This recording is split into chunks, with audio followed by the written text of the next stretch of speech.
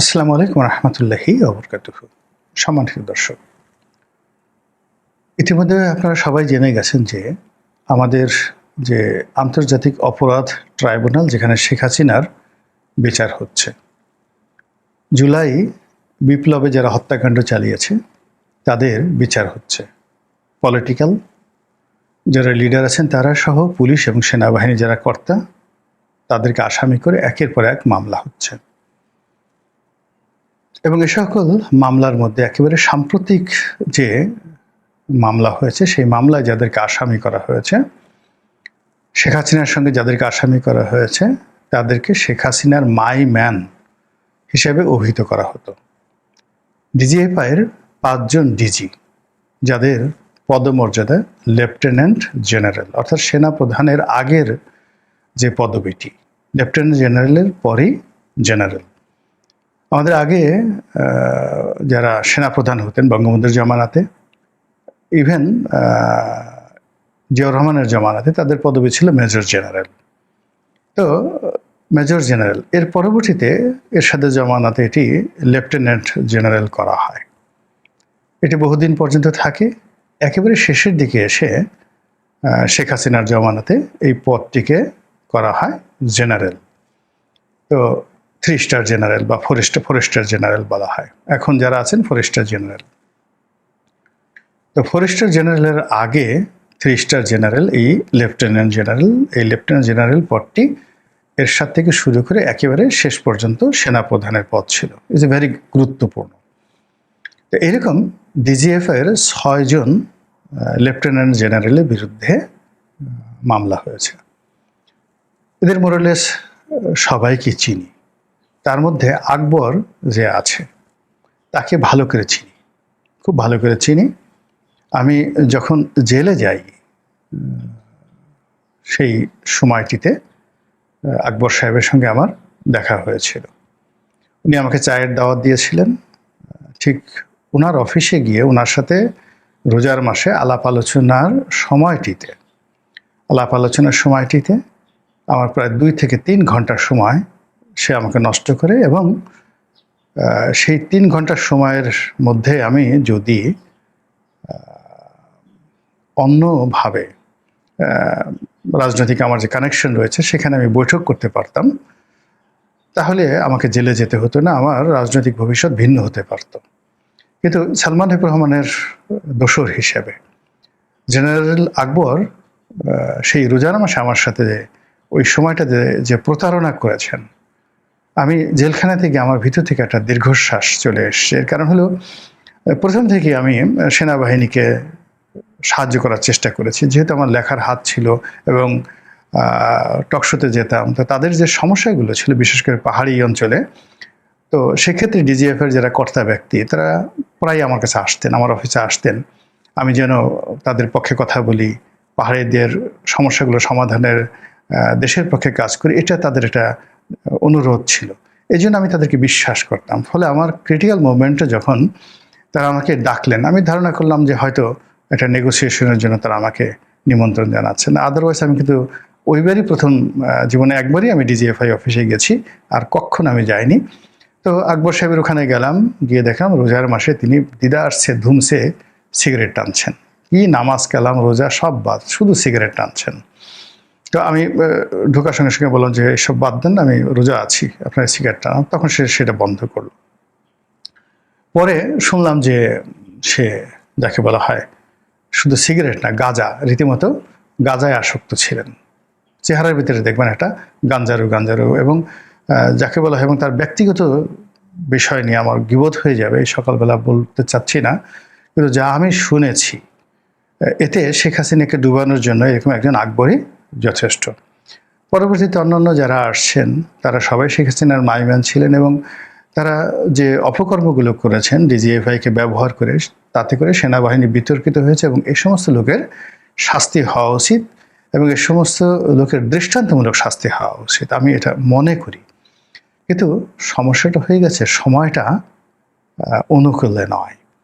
যদি একটা রাজনৈতিক সরকার, অর্থাৎ বিএনপি সরকার ক্ষমতায় আসে, বা ভবিষ্যতে যদি জামাত সরকার ক্ষমতায় সেই কাজটি করতেন, তাহলে আজকে যে সমস্যাটা তৈরি হয়েছে সেই সমস্যাটা তৈরি হতো না। দ্বিতীয়ত, এই ঘটনার সঙ্গে সঙ্গে আবার র্যাবের অনেক কর্মকর্তা, যারা র্যাবের কয়েকজন সিও মানে কমান্ডিং অফিসার ছিলেন, তারা, এর মধ্যে র্যাবের একজন এডিসিকে দেখলাম, আমি ব্যক্তিগতভাবে তাকে চিনি, একেবারে পাষণ্ড হয়ে গেছিলেন, অমানুষ।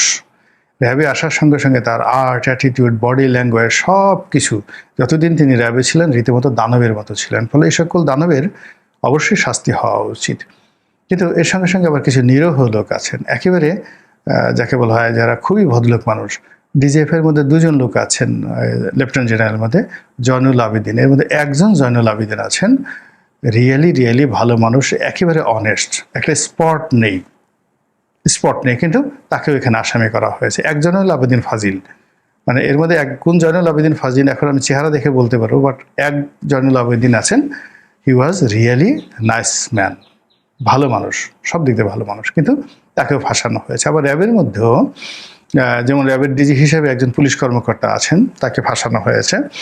তো আমি জানি যে তিনি লেখাপড়া জানা মানুষ, ভদ্রলোক মানুষ, বাড়ি বোধহয় শরীদপুরের ওদিকে তার বাড়ি, কিন্তু তাকে ফাঁসানো হয়েছে। এনিওয়ে, কাজ করতে গেলে ভুলভ্রান্তিগুলো হবে, কিন্তু সমস্যা হয়ে গেছে যে এই মুহূর্তে সরকারের যে টালমাটাল অবস্থা,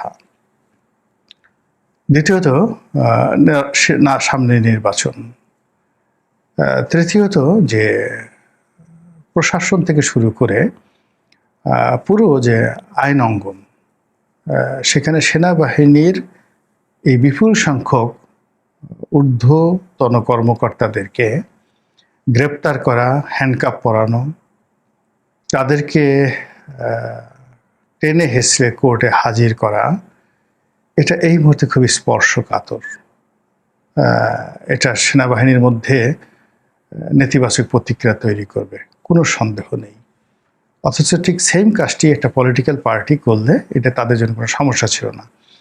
আপনারা জানেন যে 21 আগস্ট গ্রেনেড হামলা, এখানে এনএসআইয়ের যে তৎকালীন প্রধান ডিজিএফআইয়ের ব্রিগেডিয়ার রহিম, এনএসআইয়ের প্রধান মেজর জেনারেল রেজ্জাকুল হায়দার, তারা জেলে ছিলেন। এর মধ্যে ব্রিগেডিয়ার রহিম অসম্ভব মেধাবী একজন অফিসার ছিলেন, কিন্তু মারাই গেলেন জেলে। আমার সৌভাগ্য বা দুর্ভাগ্য, এদের দুজনের সঙ্গে আমার জেলে দেখা হয়েছিল এবং দীর্ঘক্ষণ কথাবার্তা হয়েছিল। তো কাজেই এই দুজন মানুষ কি করে এই ঘটনার সাথে জড়িত হয়ে গেলেন, তারা আমাকে অন্তরঙ্গভাবে, জেলখানাতে বসে কিন্তু বেশিরভাগ লোক মিথ্যা কথা বলে না, তো তারা বলার চেষ্টা করছিলেন যে এখানে আসলে টোটাল ঘটনাটা 21 আগস্ট গ্রেনেড হামলা বা অন্য যা কিছু আছে, 10 ট্রাক অস্ত্র মামলা, এই পুরো জিনিসগুলোর নেপথ্য কারণগুলো জেলখানাতে যেভাবে শুনে এসেছিলাম, তাতে অনেক সময় একটা চেইনের মধ্যে অনেক কিছু করতে হয় সবাইকে, এটা হলো বাস্তবতা।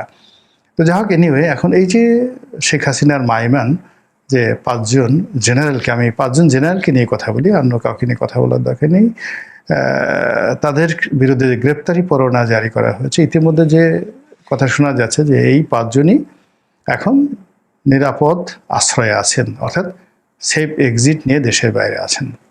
তো কাজেই এই বিচারগুলো হবে প্রতীকী বিচার, তাদেরকে গ্রেপ্তার করে আনা, কোর্টে হাজির করা, এটা বলতে গেলে অসম্ভব বিষয়। কিন্তু মূল ব্যাপার হলো যাদেরকে আপনি ধরতে পারবেন না, গ্রেপ্তার করতে পারবেন না, তো তাদেরকে আসামি করে অযথা সিন ক্রিয়েট করার কি দরকার ছিল এই মুহূর্তে? This is my question.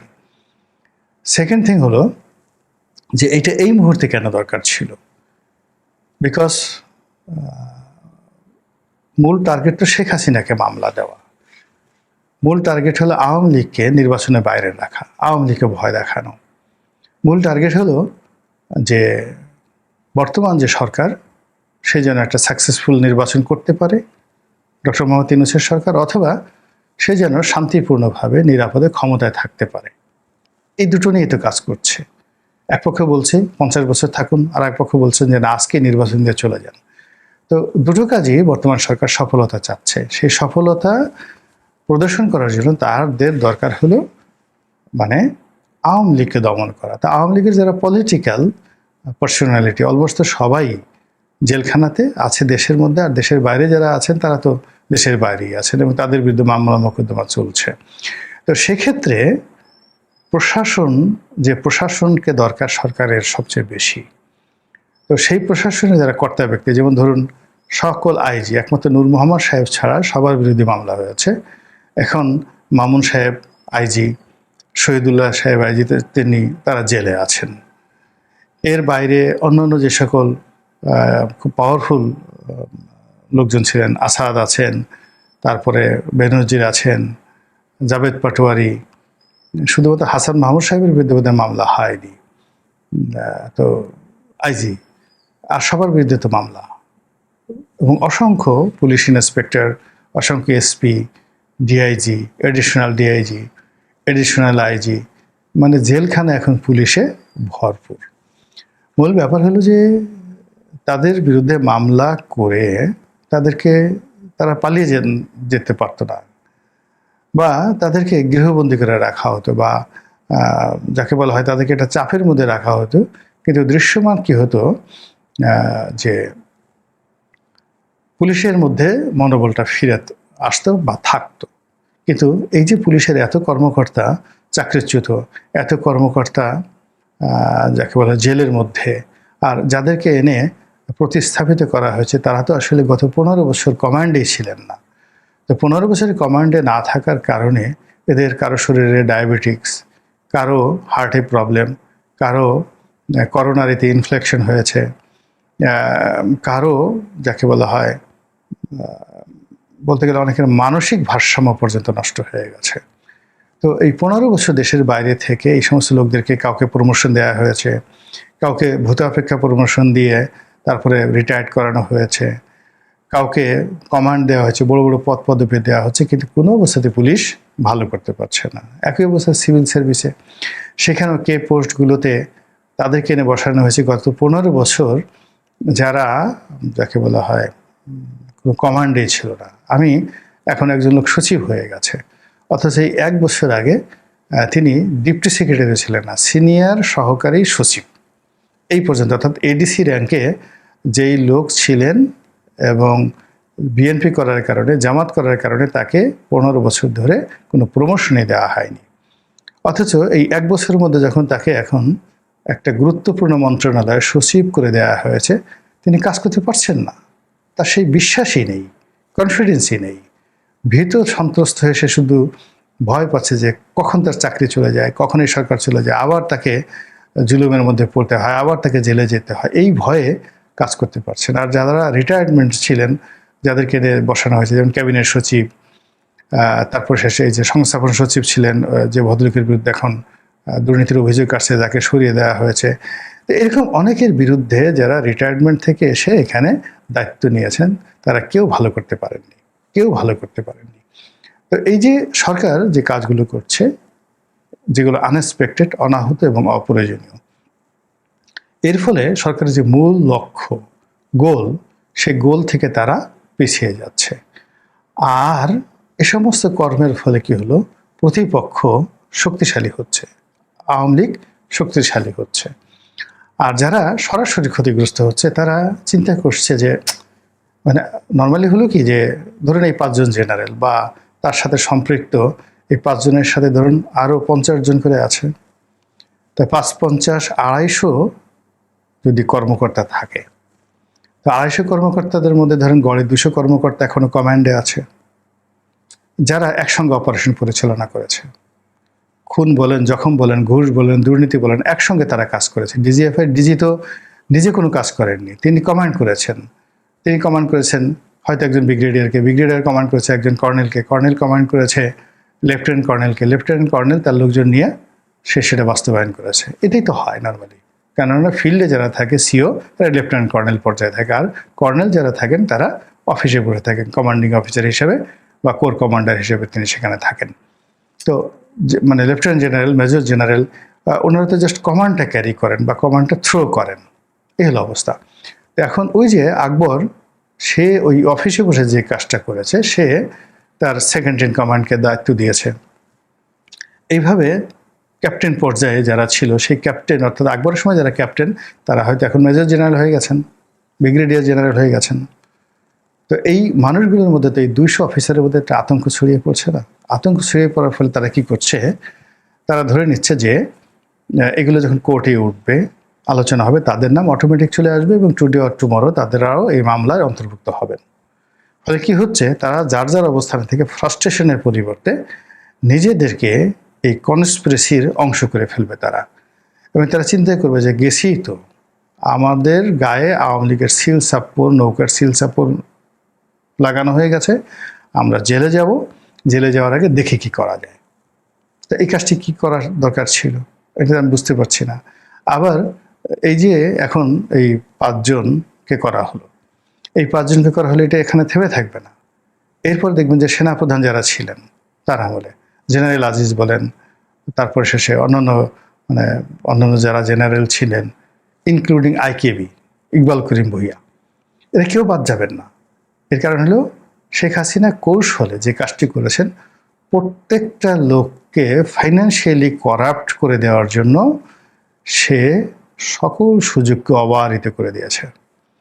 Iqbal করিম ভূঁইয়ার মতো একজন প্রফেশনাল কর্মকর্তা, যার সুনাম সুখ্যাতির শেষ ছিল না, কিন্তু তাকে এত অবাধ স্বাধীনতা দেওয়া হয়েছে, বিশেষ করে ক্যান্টনমেন্টের পূর্ত কাজ করার জন্য।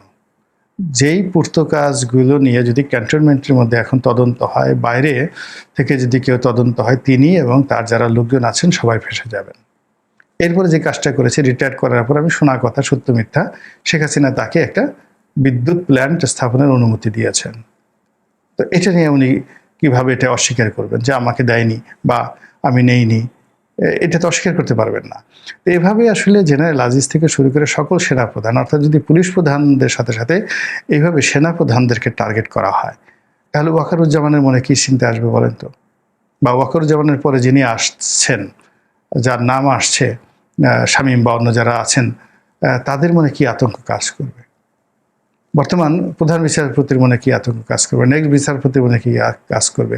সব মিলিয়ে যে কাজগুলো হচ্ছে, আপনার কাছে কি মনে হচ্ছে যে এগুলো এত দ্রুত দরকার ছিল? আমি আগেই বলেছি যে এগুলো, আমি ব্যক্তিগতভাবে মনে করি এগুলো দরকার, কিন্তু এটা একটা পলিটিক্যাল স্টেবল সরকার ধীরে সুস্থে এই কাজগুলো যদি করতো তাহলে ফলাফলটা ভালো হতো। কিন্তু এই নির্বাচনের আগে হঠাৎ করে এই জিনিসগুলো, এটা আমার কাছে ব্যক্তিগতভাবে ভালো মনে হচ্ছে না। মহান আল্লাহ আমাদের সবাইকে হেদায়েত দান করুন এবং হেফাজত করুন। আসসালামু আলাইকুম ওয়া রাহমাতুল্লাহি ওয়া বারাকাতুহু।